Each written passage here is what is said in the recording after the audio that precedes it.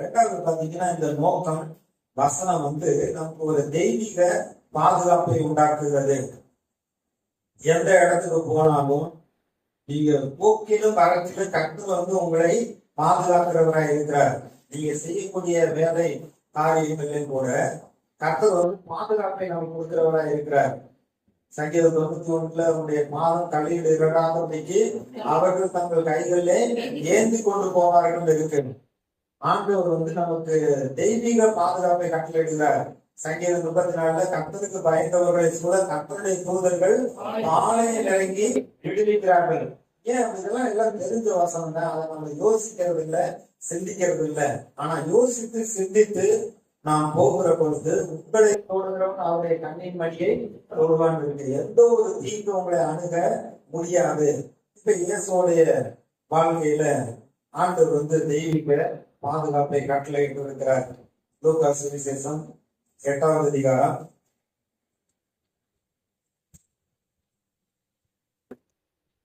22வது வசனத்துல இருந்து, பின்பு ஒரு நாள் அவர் தமது சீசரோடு கூட படவில் ஏறி கடலின் அக்கறைக்கு போகும் வாருங்கள் என்றார்.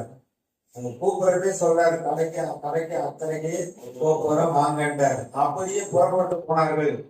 படகு ஓடுகையில் அவர் நித்திரையா இருந்தார். அப்பொழுது கடலிலே சுழற்காற்று உண்டானதால் அவர்கள் மோசமடையத்தக்கதாய் படகு ஜலத்தினால் நிறைந்தது.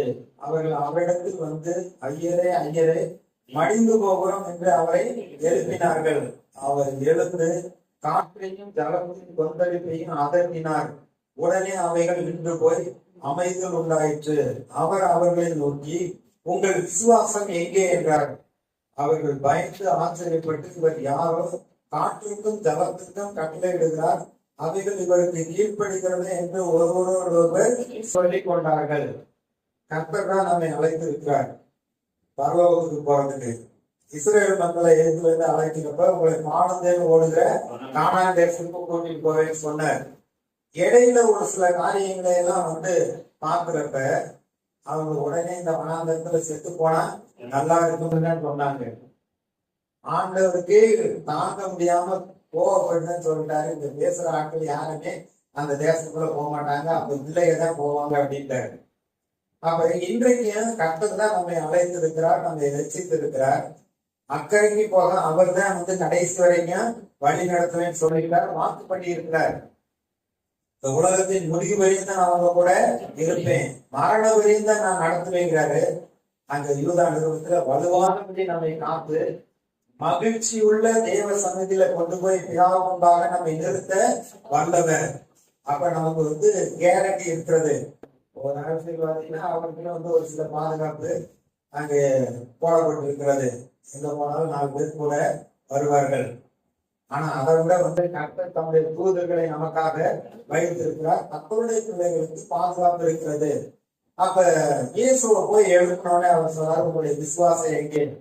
ஒரு நோக்கத்தோட அழைக்கப்பட்டிருக்கிறேன், அனுப்பப்பட்டிருக்கேன். அந்த நோக்கத்தை நிறைவேற்றும்படியா நீங்களே என் கூட இருக்கிறீங்க. அதனால இப்ப இந்த காற்றுனால கடவுளுடைய இந்த கொந்தளிப்புனால நம்ம மறிக்க போகிறது இல்ல. ஆகினால எழுந்து அந்த சூழ்நிலையை பார்த்து அவர் பேசினார். அப்ப அந்த சீடர்களுக்கெல்லாம் ஒரு காரியம் புரிந்திருக்குன்னா, நமக்கு ஆண்டவர் வச்சிருக்கக்கூடிய அந்த காரியத்தை செய்து முடிக்கிற வரையில என்ன ஆபத்தான சூழ்நிலை வந்தாலும் அந்த சூழ்நிலையை பார்த்து நம்ம பேசணும்னா அங்க அமைதல் உண்டாகும். இப்ப இயேசுடைய வாழ்க்கையில அவர் பிறந்த உடனே 2 வயதுக்குட்பட்ட எல்லா ஆண்களையும் கொண்டான். சாத்தான் இந்த இயேசுவை கொலை செய்யறதுக்கு முயற்சி பண்ணான். ஆனா அதுக்கப்புறமா அவர் பாதுகாக்கப்பட்டு வளர்ந்துட்டார்.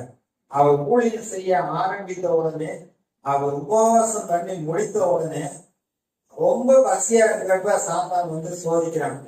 அதுல ஒண்ணுதான் 30 மேல நிறுத்தி சங்கீதம் 91 சொல்லி இருக்குல்ல, கீழே குதிச்சா தூதர்கள் தாங்குவாங்க செய்ய. ஏன்னா அவனுடைய நோக்கம் அங்க இருந்து அவர் குதிச்சாருன்னா கண்டிப்பா கை கால் உடையும், இல்லைன்னா இறந்து போவார். சாவடிக்கிறதுதான் பிசாசுடைய எண்ணம். அதுக்கப்புறம் அவர் ஊழியம் செய்து கொண்டே இருக்கிற பொழுது ஒரு ஊர்ல பிரசங்கம் பண்ணி கொண்டு இருக்கிறார், வியாதி உள்ளவர்களை சுகமாக்கி கொண்டு இருக்கிறார். வேதபாரர்கள் பரிசையில் என்ன செய்யறாங்க, அவர்கிட்ட கேள்வி கேட்கிற மாதிரி கேட்டுக்கிட்டே அப்படியே கூட்டிட்டு போய் ஒரு செங்குத்தான மலையிலிருந்து கீழே தள்ளி விட பார்த்தாங்க. அவர் மறைந்து போய்விட்டார். மறுபடியும் ஒரு ஊர்ல பிரசங்கம் பண்ணிக்கிட்டு இருக்கிறார்.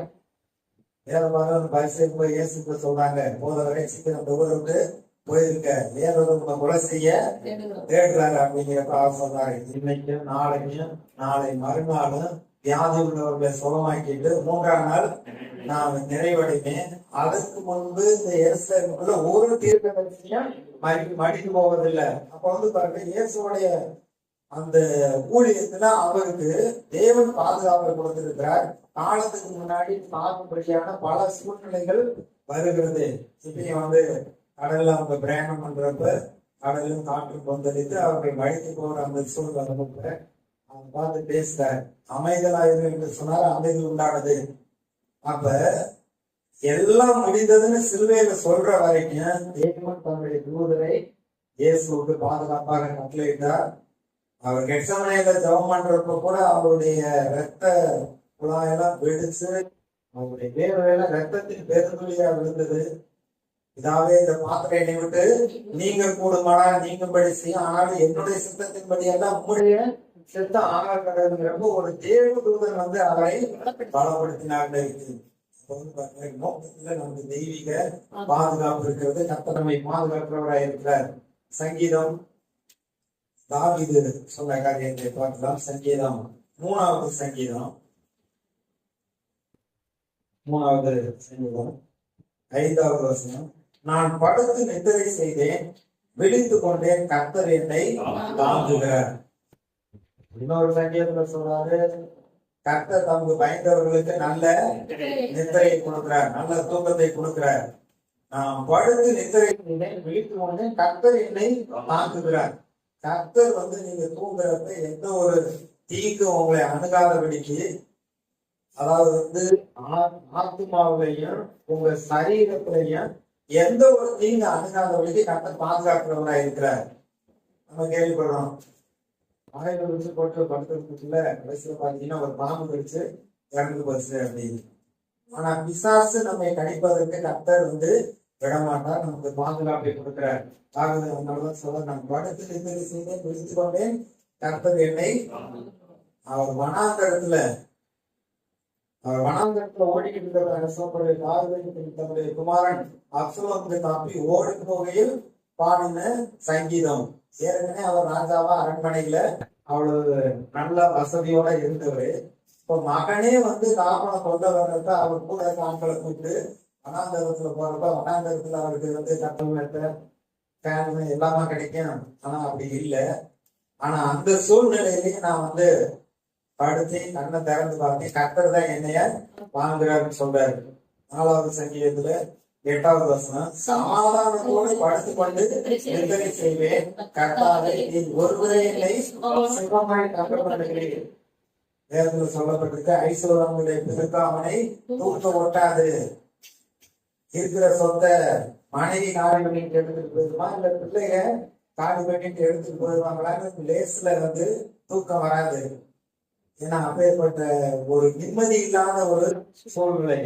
ஆனா இங்க தாவீது சொல்றார், நான் சமாதானத்தோடு படுத்து நித்திரை செய்வேன், கர்த்தாவே நீர் ஒருவரை என்னை சுகமாய் தங்கப்பட்டுகிறேன்.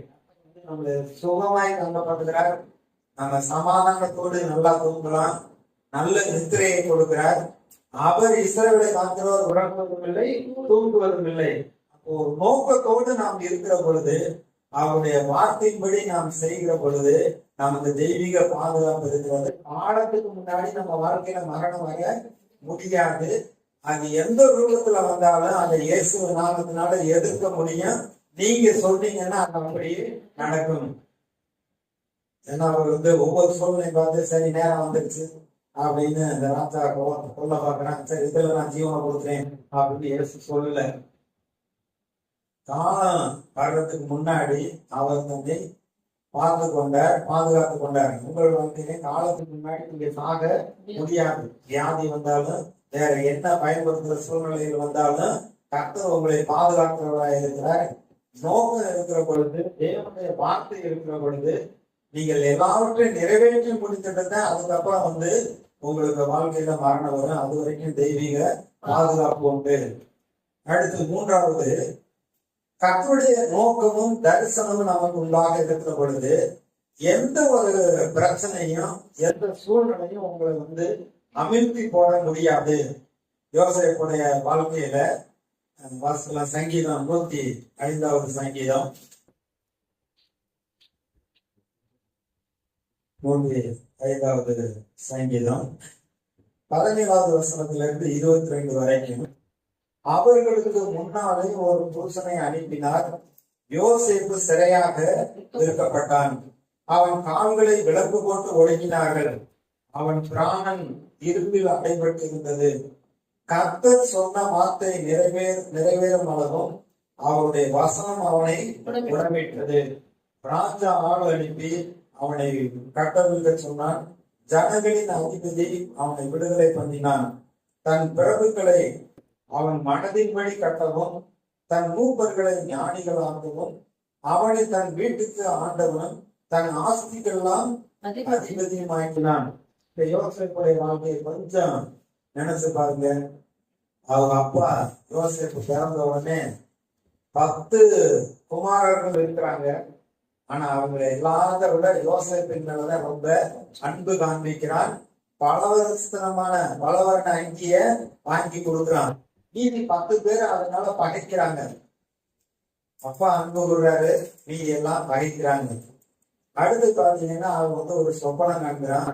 அந்த சொப்பனத்தை சொன்ன உடனே நம்ம எல்லாரும் தோட்டத்துல வேலை செய்யணும். அரியெல்லாம் கதிர்களை கட்டி வைக்கிறான். என் கட்டு கட்டமா நிற்கிது, உங்க 11 கட்டம் பணிந்து கொடுத்துன்னு சொன்ன உடனே அவங்க இன்னும் அதிகமா பயந்துறாங்க. அடுத்து ஒரு சொப்பனம் சொல்றான். இந்த மாதிரி கடவுள் எனக்கு தரிசனம் காமிச்சாரு. எப்படி சூரியனும் சந்திரனும் 11 நட்சத்திரங்கள் என்னைய சுத்தி வந்தது. நம்ம அம்மா அப்பாவும் நீங்க மீதி உள்ள 11 பேரும் என்னை பணிந்து கொண்டு போறீங்க. நான் அந்த அளவுக்கு நானு உயர்த்தப்பட போகிறேன் அப்படின்னு சொன்னா இன்னும் அதிகமா அவனை பயந்துறார்கள். அப்ப வீட்டிலே அவனுக்கு பகைக்கிறாங்க, வெறுக்கிறாங்க. அவன் சொப்பனத்து நிமித்தம் அவன் மேல கொலை செய்யற அளவுக்கு துணிந்து விட்டார்கள். ஆனா அதெல்லாம் அவன் பொறுப்பெடுக்கல. கடவுள் கொடுத்த தரிசனத்தையே பார்த்து கொண்டிருந்தான். தேவன் ஒரு நோக்கத்துல வாழ்க்கையில வைத்திருக்கிறார், அது நிறைவேறும் என்று காத்து கொண்டிருந்தான்.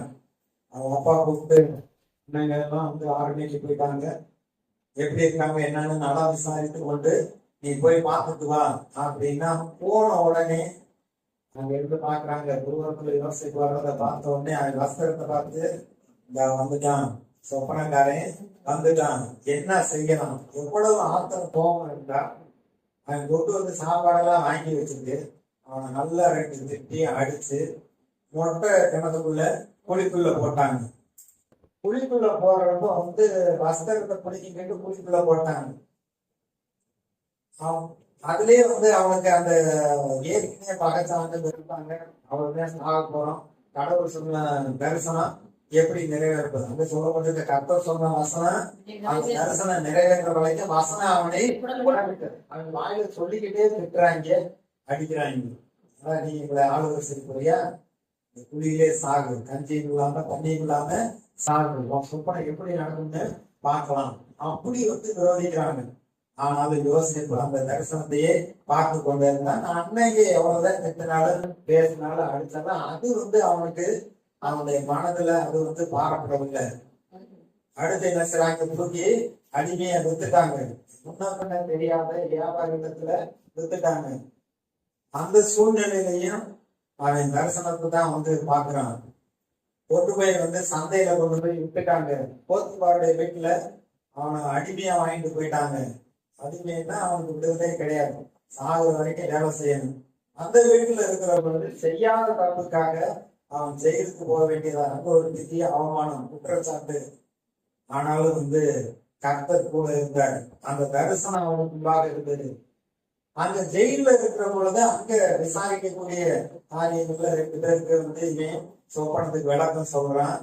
நீ வாழ்ந்துருக்கிறப்ப எனக்கு நினைச்சுக்கப்பா அப்படின்னா அவனும் மறந்துட்டான். மறுபடியும் அரண்மனைக்கு போய் ராஜாவுக்கு பானபாத்திரம் கொடுக்குறான். ஆனா யோசேப்ப மறந்துட்டான். 2 வருஷத்துக்கு அப்புறம் மால்குடிக்கு ஒரு சொப்பனம் உண்டாகிறது. அப்ப எவ்வளவு ஒரு கசப்பான ஒரு எல்லாரும் விருப்பப்பட்ட ஒரு சூழ்நிலையில குற்றப்படுத்த அவமானப்படுத்தப்பட்டு அவன் அந்தந்த சூழ்நிலையில பாடத்தினத்துல போனாங்க.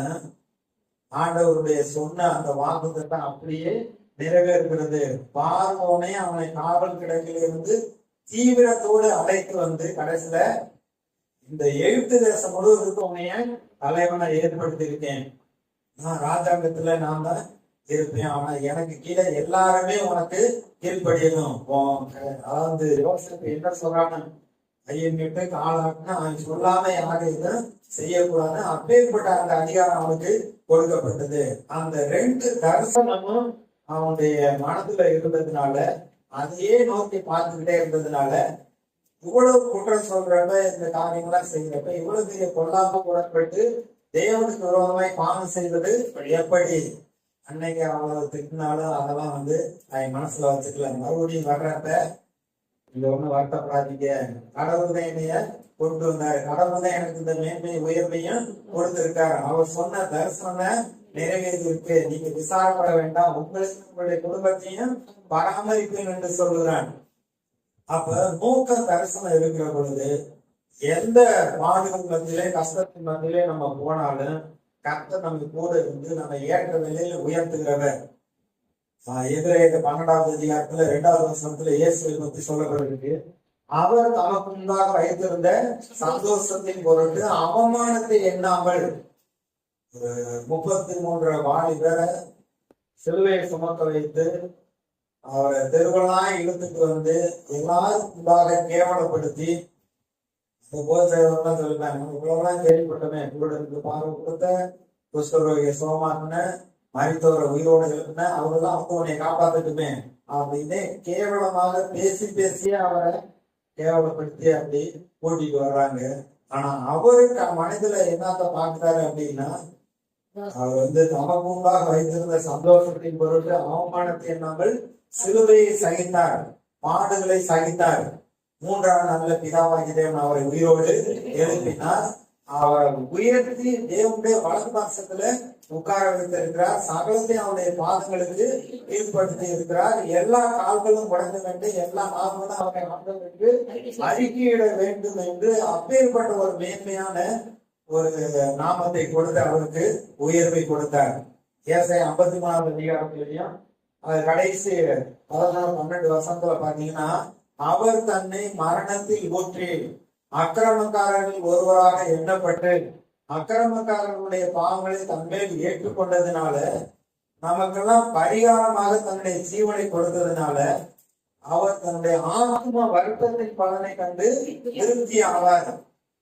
தம்மை பற்றும் அறிவினாலே அநேகரை நீதிமான்களாக்குவார். கர்த்தருக்கு சித்தமானது அவர் கையில் வாய்க்கும். அப்போ ஒரு மேன்மையான நாமமும் அவரை விசுவாசிக்கிறவங்களுக்கெல்லாம் நீதிமான்களாகப்படுகிறார்கள் அப்படிங்கிறதெல்லாம் தன்னுடைய ஜீவனை கொடுக்கறதுனால உண்டாகக்கூடிய அந்த பலனை அவர் பார்க்கிறதா இருந்ததுனாலதான் அவர் சிலுவையில தன்னுடைய ஜீவனை ஒப்பு கொடுத்தார். விசுவாசங்களுடைய வாழ்க்கையில இது போன்ற ஒரு சில பாடுகள் கஷ்டங்கள் வந்தாலும் கடவுள் உங்களுக்கு என்ன தரிசனம் கொடுத்திருக்காங்க அது உங்க கண்ணு முன்பாக இருக்க வேண்டும். அந்த நோக்கத்தை நிறைவேற்றுகிற பொழுது இந்த பாட்டு கஷ்டம்லாம் ஒண்ணுமே இல்லை. அதனாலதான் பேர் சொல்றாரு, கொஞ்ச காலம் பாடு அனுபவிக்கிற உங்களை சீர்படுத்தி ஸ்திரப்படுத்தி பலப்படுத்தி நிறுத்துவாராக. உலகம் பாத்தீங்கன்னா மனிதர்கள் நம்ம பேரை கெடுக்கணும், நம்ம குற்றப்படுத்தணும், நாம ஒண்ணுமில்லாம போகணுங்கிறது அவங்களுடைய எண்ணமும் நோக்கமா இருக்கிறது. ஆனா ஆண்டவர் என்ன செய்யறார்? சீர்படுத்துறார், ஸ்திரப்படுத்துறார், வளப்படுத்துறார், நம்மை நிலைநிறுத்துகிறார், நம்மளை உயர்த்தி வைக்கிறார். எபேசியர் 2ல சொல்லப்பட்டிருக்கு, நம்ம உலகத்துல கிறிஸ்துவோடு கூட உட்கார வைத்திருக்கிறார். அப்பேற்பட்ட அதிகாரமுடையவர்களாக கர்த்தர் நம்மை உயர்த்தி வைக்கிற தேவன். பாடுகள் மத்தியிலையும் விடாமுயற்சியாக தங்களுடைய வசனத்தை பிடித்துக் கொண்டு நாம் முன்னேற வேண்டும். அவங்க பயக்கிறாங்க, உங்களுக்கு பிடிக்குதா, யாருக்கு பிடிச்சாருன்னா பிடிக்காட்டி என்ன, கர்த்தருக்கு பிடிக்குதா, நீங்க வாட்டில முன்னேறி போக வேண்டும். உங்களை உயர்த்துகிறவர், ஆசீர்வதிக்கிறவர் கர்த்தர்.